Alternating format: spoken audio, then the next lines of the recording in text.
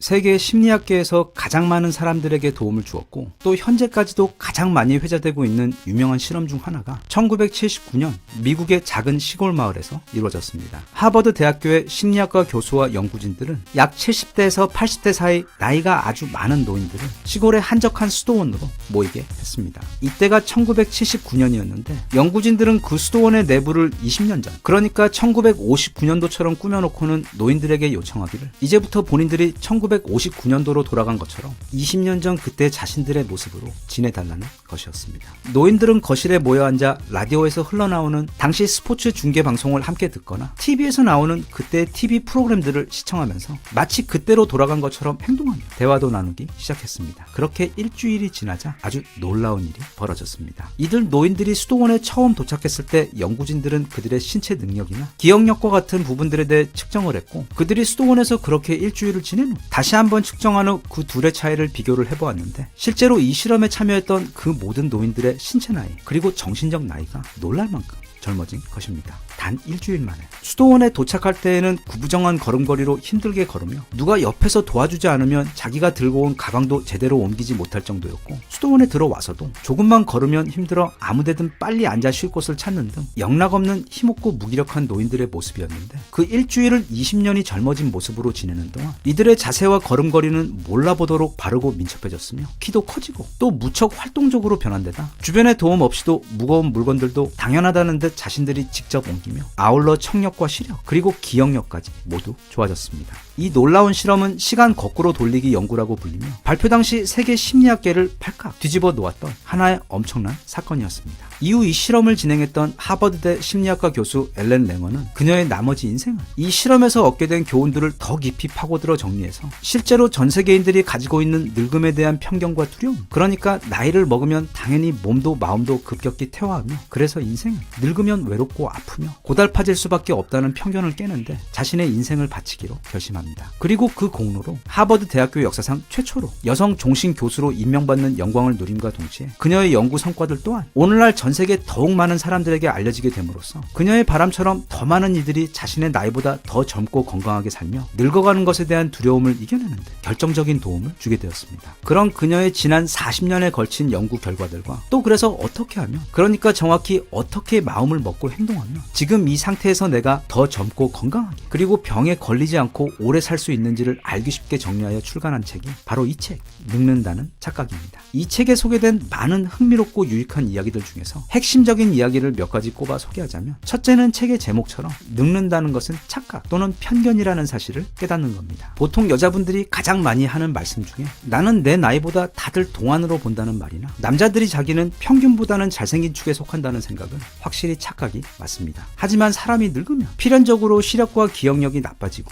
운동도 할 수 없을 정도로 체력이 떨어져 이제 조금만 걸어도 쉽게 숨이 차며 점점 몸도 약해져서 나이와 함께 오는 온갖 병에 노출되어 이제부터는 병 때문에 고생하게 될 것이라는 믿음은 착각이고 우리 사회에 만연해 있는 오래된 편견입니다. 보통 나이가 들어서 몸이 약하다고 느끼게 되는 건 그건 나이 때문이 아니라 안 써서 그렇습니다. 자연은 아주 효율적이라서 머리든 근육이든 뭐든 자꾸 쓰면 강해지고 느는 대신 안 쓰면 퇴화합니다. 늦은 나이에 운동을 시작하신 분들 이야기를 들어보면 체육관을 꾸준히 나간 지 대략 일주일에서 2주일도 안 돼요. 벌써부터 몸도 생활도 그리고 생각까지 완전히 바뀌어버린다는 이야기들을 많이 들을 수 있습니다. 결국은 마음가짐이 그 모든 차이의 핵심입니다. 그래서 책에서도 첫머리부터 랭어 박사는 이렇게 말합니다. 우리의 발목을 잡는 것은 신체가 아닙니다. 신체적인 한계를 믿는 우리의 그 사고방식입니다. 자기도 모르게 스스로 설정해버린 신체적 한계와 늙으면 이런저런 병에 걸리기 마련이라는 자기 충족적 플라시보 예언들로 인해 작은 질환을 나이로부터 오는 큰 병이라고 믿어 병을 키우게 되는 경우가 적지 않습니다. 이 책에서 상당 분량을 할애 설명하고 또 설득하고 있는 것이 바로 현재 과학과 또 의사들의 실제 능력에 대한 한계 이야기입니다. 의사들은 물론 매우 뛰어난 사람들이지만 신도 만능도 아닙니다. 한 예로 미국 의학협회에서 지난 2000년 발표한 실수는 인간의 일이라는 보고서에 따르면 미국에서만 한 해 연간 약 10만 명, 정확히는 9만 8천여 명 정도가 의료과실로 목숨을 잃습니다. 그건 미국 한 해 고속도로 교통 사망사고 교통사고와 유방암 사망, 그리고 에이즈 환자 사망수를 모두 합한 것보다도 많은 수치입니다. 그리고 이미 CT 사진을 보면서 병을 진단하는 데 있어 AI가 인간 의사들에 비해 수십 배나 더 정확하게 판단하고 있고, 또 그래서 이미 많은 병원에서 AI를 활용하고 있는데, 이 말을 다시 하면 그동안 의사들은 수십 배에 달하는 부정확한 진단을 내려왔다는 뜻이기도 합니다.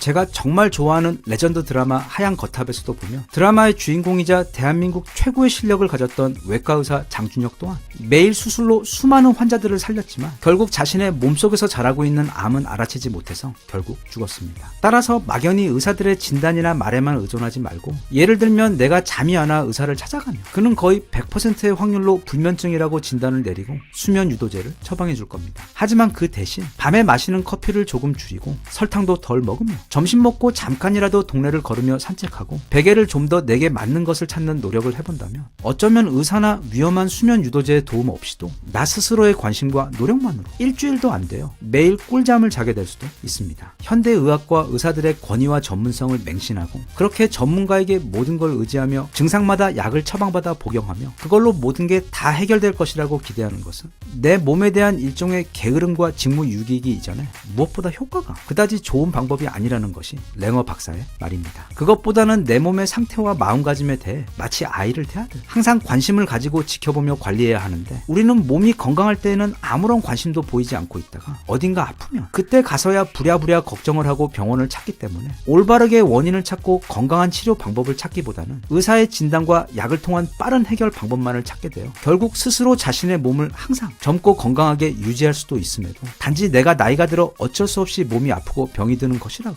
단정해버린다고 말하고 있습니다. 플라톤의 국가론에서도 보면 소크라테스는 자기보다 훨씬 나이가 많았던 케팔로스라는 할아버지에게 형님, 나이가 많이 들면 인생이 더 좋습니까? 나쁩니까? 하고 물었는데, 그때 케팔로스는 소크라테스에게 그건 나이의 문제가 아니라 나이를 먹음에 따라 네가 더 지혜로워지면 노년의 인생은 수월하고 편할 것이지만 그렇지 못하면 노년뿐만 아니라 청춘 또한 고생의 연속일 것이다 라고 대답하며, 나이 듦이나 건강은 물론 우리 인생의 모든 불행복이 근본적으로는 결국 마음가짐과 내 관심과 마음을 어디에 어떻게 지혜롭게 쓰는지에 비롯된 것이라고 귀뜸해 주었습니다. 그녀가 하고 싶은 두 번째 이야기는 사회에서 노인으로 사는 것이 불편한 이유는 우리 사회가 노인들을 위해 설계된 것이 아니기 때문이라는 점입니다. 그건 장애인들이 겪는 불편과 같습니다. 자동차만 보아도 젊고 건강한 사람들은 타고 내리는데 아무런 불편이 없지만 노인들 중 상당수는 불편을 호소하고 있습니다. 그건 그 노인의 몸에 결함이 있는 것이 아니라 자동차 설계에 결함이 있는 것입니다. 요양원이나 특정 병원 같은 데 빼고는 우리 사회 전체, 그리고 대부분의 물건들은 인간의 노화에 따른 미묘한 배려들을 완전히 무시하고 있습니다.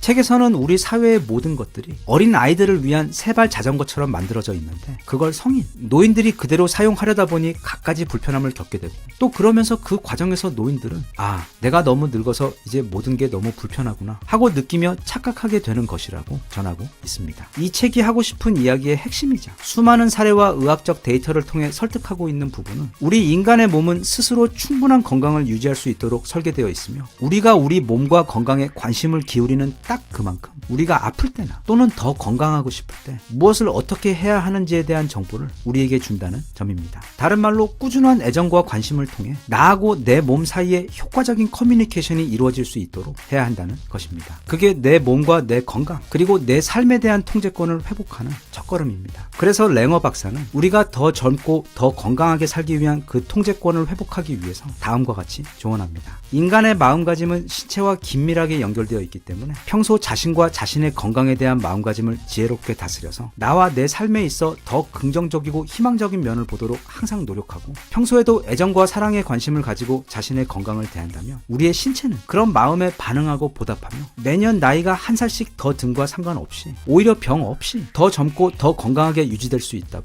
노화는 변화를 의미하지만 그 변화가 퇴화를 의미하는 것은 아니다 라는 말과 함께 지금 이 순간에도 멈추지 않고 늙어가고 있는 우리 모두에게 랭어 박사는 당부하고 있습니다. 우리 모두가 단지 오래 사는 것이 아닌 사는 동안 아프지 않고 건강하고 감사한 마음이 충만하게 살 수 있었으면 좋겠습니다. 대한민국 만세. 감사합니다.